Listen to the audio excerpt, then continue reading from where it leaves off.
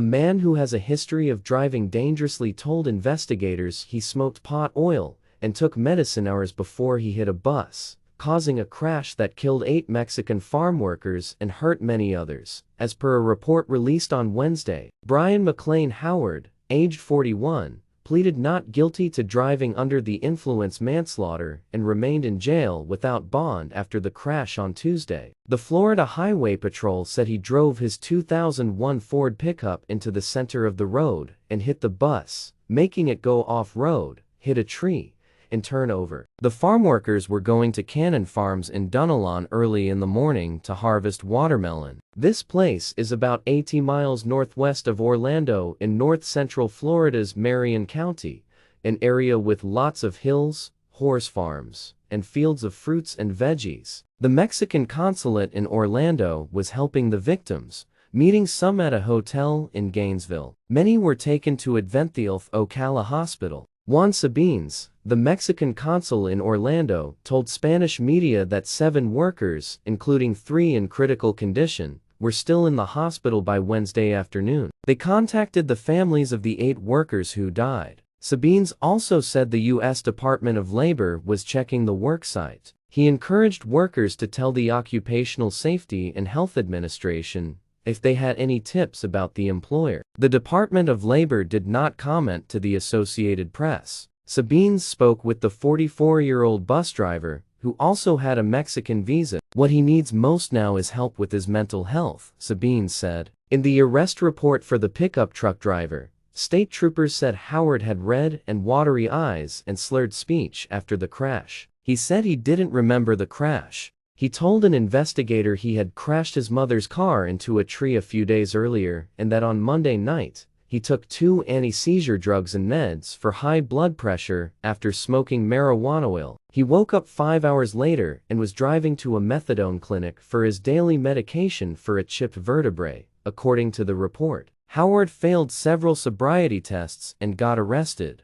the Florida Highway Patrol said. In court by video on Wednesday, Howard said he's a self-employed painter and drywall installer with $700 in the bank, no other money or dependents. His head was bandaged, and he wore a protective gown for inmates on suicide watch. The judge refused to give him bail, appointed a public defender, and set his next court date for next month. Howard's parents didn't respond to a phone message on Wednesday, and the Marion County Public Defender's Office didn't comment. Marion County court records show Howard has had at least 3 crashes and many traffic tickets since 2006, including one for crossing the center line. His license has been suspended at least 3 times, the last time in 2021 for getting too many tickets in a year. In 2013, he was convicted of stealing. A year later, his probation was canceled after he tested positive for cocaine. Mexican President Andrés Manuel López Obrador said 44 Mexican farmworkers were on the bus. They were hired by a Mexican-American farmer to work on the watermelon farm under H-2A visas. Florida farms hire about 50,000 H-2A workers every year,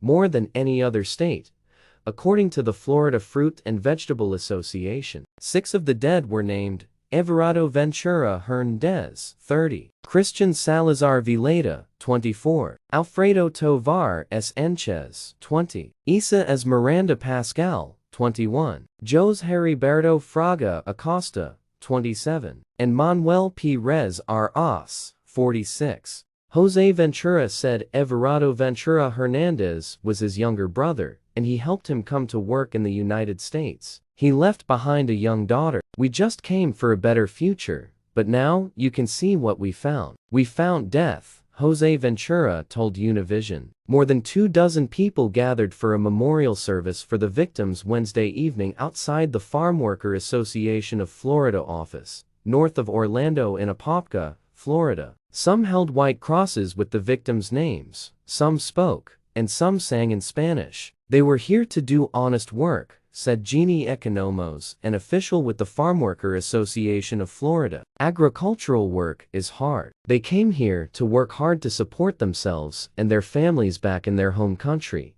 Thank you to all who have reached out and offered condolences, help, and prayers for the people hurt in the crash, Cannon Farms said in a Facebook post. It said the bus was operated by Olvera Trucking Harvesting Corp. No one answered the phone at Olvera Trucking after the crash. The company recently advertised for a temporary driver who would bus workers to watermelon fields and then operate harvesting equipment at $14.77 an hour. A Labor Department document shows Olvera also applied for 43H2 workers to harvest watermelons at Cannon Farms this month, again at a base rate of $14.77 an hour, with promises of housing and transportation to and from the fields. The H2A program allows U.S. employers or agents to bring foreign nationals into the country to fill temporary agricultural jobs. Getting to and from the fields can be dangerous. Federal stats show vehicle crashes were the main cause of job-related deaths among farm workers in 2022, causing 81 of 171 deaths. Olvera's vehicle, which the Highway Patrol called a retired school bus, didn't have seatbelts, Mexican Consul Sabines said Wednesday. The Labor Department said new seatbelt rules for employer vehicles used for farm workers with temporary visas, among other protections, start on June 28. Florida law already needs seatbelts for farm worker transport in vehicles less than 10,000 pounds. The Florida Fruit and Vegetable Association called the new federal seatbelt rule impractical. Groups want stricter laws to protect farm workers, while a GoFundMe campaign by the Farm Worker Association of Florida for victims and their families got nearly $58,000 by Wednesday evening. Thanks for watching. Please subscribe, like, and share, and leave your comments down below. I'm Hector, and until next time, take care.